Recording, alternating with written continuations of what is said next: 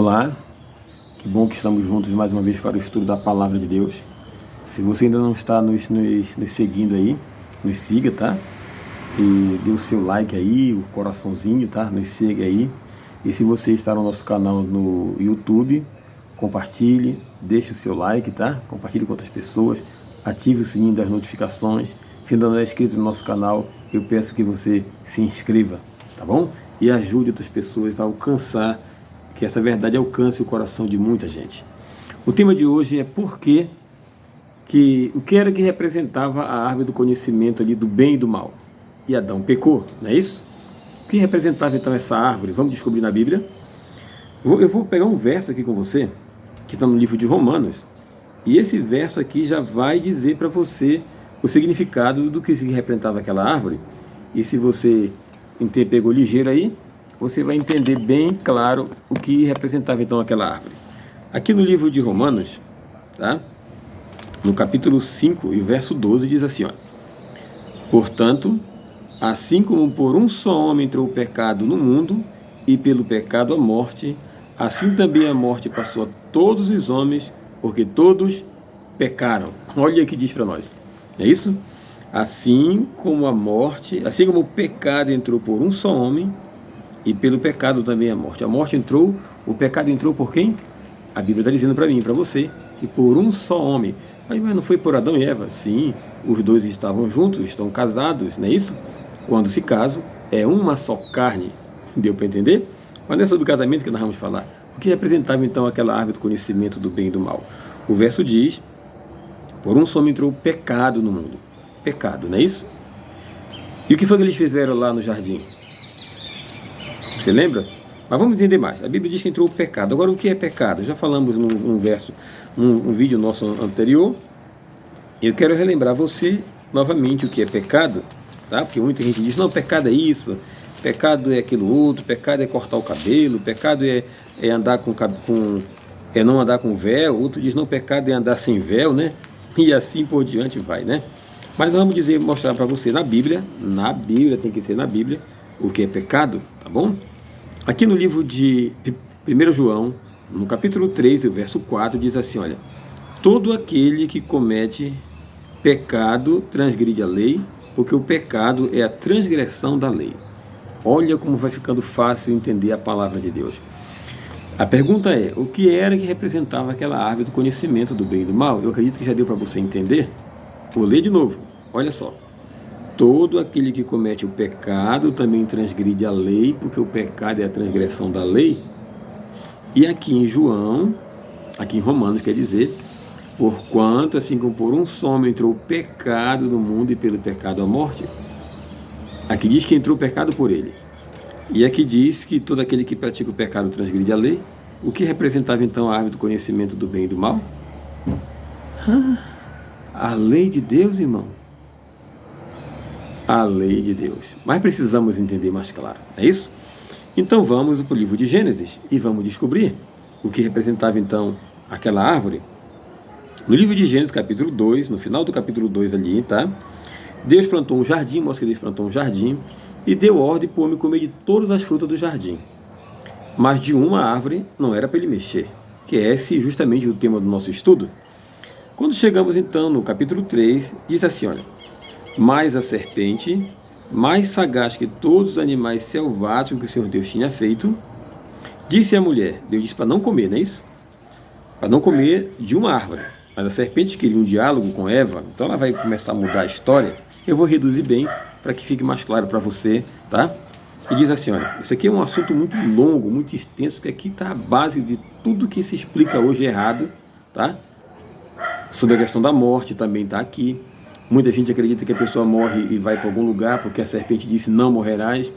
Então as pessoas acreditam que a pessoa não morre, que ela reencarna, que ela vai para o céu se ela for boa, se ela for mal ela vai para o inferno, se ela for mais ou menos ela vai para o purgatório, né? Outros acreditam assim, que ela vai para o paraíso, outros dizem que ela vai para o seio de Abraão. Eu sei que é muitas coisas que as pessoas dizem, menos que morre, porque a serpente disse que não morre, então as pessoas acreditam que não morre, tá? Mas a pessoa morre e vai para o pó da terra e só vai sair de lá na volta de Jesus. Seria um negócio ilógico a pessoa morrer e ir para o céu e a Bíblia dizer que Jesus vai voltar para ressuscitar os que estão mortos. Tem lógica um negócio desse? Não tem lógica. Jesus subiu, Jesus ressuscitou para ir para o céu. Então, para ir para o céu é preciso o quê? Ressuscitar. Por isso que Jesus vem ressuscitar aqueles que morreram. Mas vamos ao nosso tema, vamos ao nosso assunto. Tá bom? Entendemos que pecado é transgressão da lei. É isso? E vimos que por um só homem entrou o pecado. E já entendemos que o pecado, é isso? Entrou por um só homem e a transgressão da lei. E se ele transgrediu a lei, então a lei estava lá no jardim. E vamos descobrir onde era que estava agora. Eu sei que você já entendeu que representa então a árvore do conhecimento do bem e do mal. Mas do como? Me explica melhor. Vamos então lá. Aqui no Gênesis capítulo 3. Mas a serpente mais sagaz disse à mulher, né? É assim que Deus, mais selvático, disse à mulher. E assim que Deus disse, não comerás toda a árvore do jardim? Respondeu a mulher, do fruto da árvore do jardim podemos comer, mas do fruto da árvore que está no meio do jardim, disse Deus, dela não comerás, e nem tocareis para que não morras. Então a serpente disse à mulher, é certo que não morrerás, porque Deus sabe que no dia em que dela comerdes, seus olhos se abrirão, e como Deus sereis, conhecendo o bem e o mal. O sonho de Lúcifer, lá em Isaías 14, estudamos um vídeo antes, mostra ali que o sonho dele qual era. Ele disse assim, olha, e serei semelhante, subirei acima das mais altas nuvens e serei semelhante ao Altíssimo. Você vê que naquele capítulo ele quebrou os mandamentos de Deus. O sonho dele agora ele passa para o casal. Se tu comer, os olhos se abrem e tu vai ser igualzinho a Deus. Entendeu? Mas cadê os mandamentos aqui? Vamos lá. De quem era a árvore? Deus deu todas para o casal, não foi isso? Então aquela ali era dele. Deus disse, não mexa. Agora preste atenção comigo. Se eu vou na sua casa e pego alguma coisa lá e quando você não está, eu pego aquela coisa e trago e tiro. O que foi que eu cometi? Aí você vai dizer, um roubo? Isso mesmo.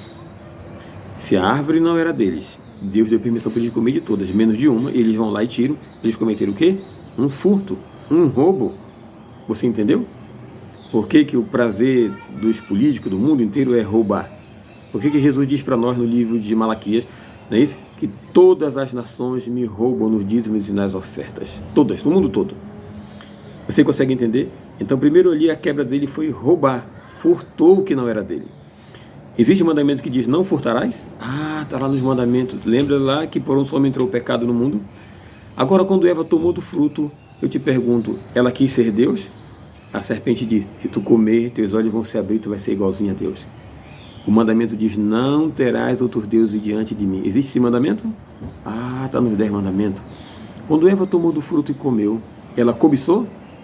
Ah, ela cobiçou o que não era dela. A fruta para dar entendimento, ela cobiçou. Existe um mandamento que diz, não cobiçarás?